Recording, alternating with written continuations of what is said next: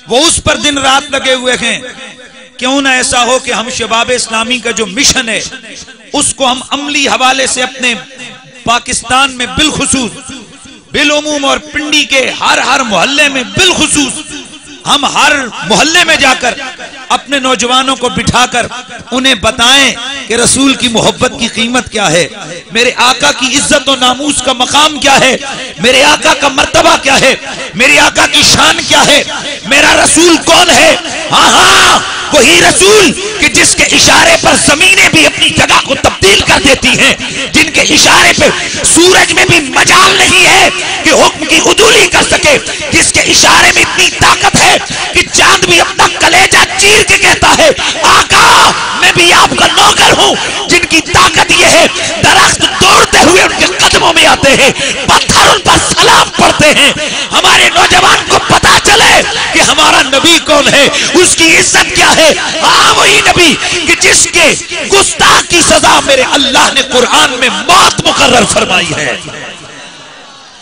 तो हमने ये प्रोग्राम तरतीब दिया कि हम हर जगह पर जाकर नामूस रिसालत के हवाले से, अज़मत व शान मुस्तफ़ा के हवाले से हम ये प्रोग्राम्स करते हैं ताकि हमारी ये आवाज कम से कम, अगर अल्लाह का करम हुआ, मौला कायनात मौला पाक मौला अली की निगाह विलायत हुई, तो इंशाअल्लाह जो हमारी महफिल में आ गया फिर वो किसी बेअदब की बात में नहीं आएगा इंशाअल्लाह। जिस तक हमारा मैसेज चला गया इंशाअल्लाह फिर ये हजारों एंकर यहूदियों के लगे रहे, अल्हम्दुलिल्लाह ये रात को सोकर भी उठेगा और इसकी जुबान से एक ही जब लफ्ज जारी होगा कि गुस्ताखे रसूल की सजा, ऊंचा बोलो, गुस्ताखे रसूल की सजा मौत है। हमारा ये सिलसिला अनाउंस हुआ और हमारे 2-3 प्रोग्राम्स हुए इस शहर में। इसके अलावा हमारे बाकी जो हमने अपने तमाम कारकुनों को जहां तक थे हर जगह हमने कॉल की कि अपने अपने इलाकों में अपने अपने यूनिट्स, हजारे में, कश्मीर में, कि वो अपने इसी तहरीक को चलाएं और तहफ़्फ़ुज़ नामूस रिसालत के हवाले से प्रोग्राम्स तरतीब दें और लोगों तक हम अपना कुरान और हदीस का सच्चा पैगाम पहुंचाएं। तो अभी शहर में हमारे 2-3 प्रोग्राम हुए थे कि आपके सामने कि 2-3 दिन पहले का एक पाकिस्तान के हवाले से, मुल्क के हवाले से आम तरीन वाक़या मेरे ख्याल में बच्चे को पता है।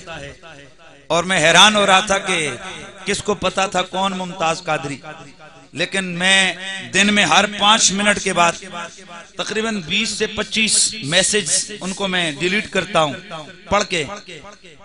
10 मिनट गुजर जाएंगे, ये थोड़ी देर और गुजरेगी तो दिन में सैकड़ों मैसेज आते हैं। हर मैसेज में यही है, जुर्रत व बहादुरी, मुमताज, गाजी मुमताज कादरी सब। मैं इस हवाले से एक वाजे, चूंकि मैं एक तंजीम के प्लेटफॉर्म से बोल रहा हूं और मैं तो इतना ही कहना चाहूंगा कि कानून का एहतराम छोटे से लेकर बड़े तक सब पे उसका करना, एहतराम करना लाजिम है। बोलिए, एहतराम करना। हमारे आइन से न सदर साहब को इस्तिस्ना हासिल है, न गवर्नर साहब को, न वजीरे आला साहब को। अदालत के सामने जो हैसियत एक मोहल्ले के रेडी लगाने वाले की है, वही हैसियत, ऊंचा बोलो, ऊंचा बोलो।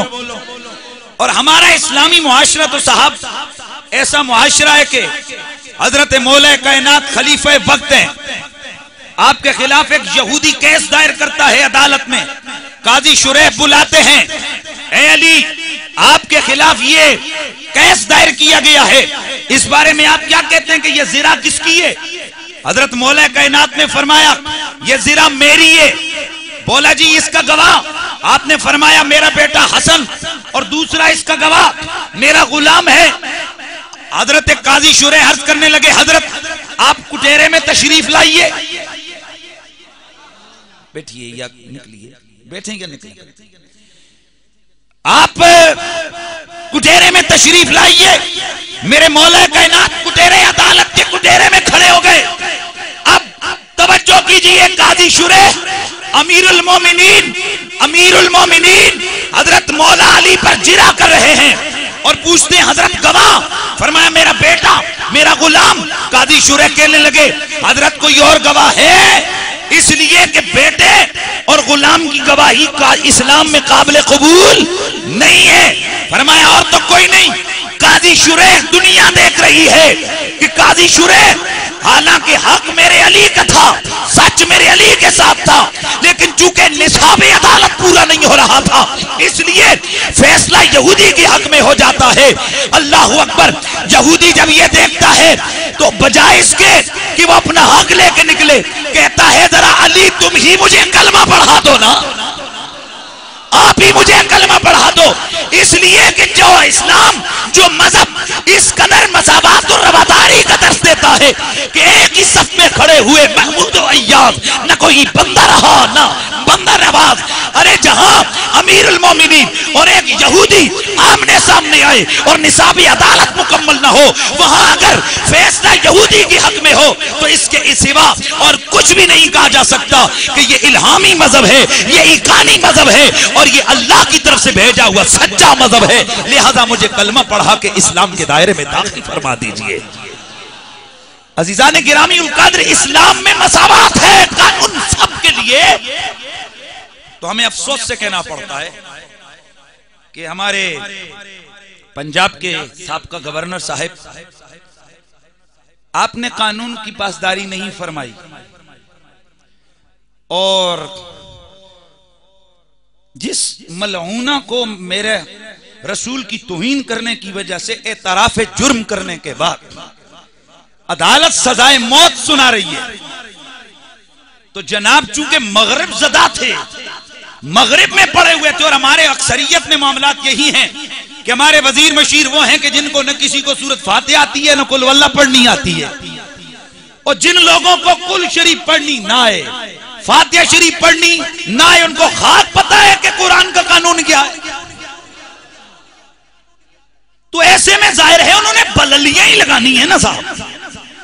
तो गालिबन गवर्नर साहब इस नाजुक मरहले से और इस नाजुक मामले से नाआशना थे हैं कि मुसलमान भूखा तो सो सकता है, मुसलमान ये कितना ही बदकार गुनहगार, मैं कहता हूं यार चरसी शराबी जितना मर्जी बेअदब गुनहगार और बेअमल क्यों ना हो, जब इसके नबी की बारी आती है इसमें जान आ जाती है।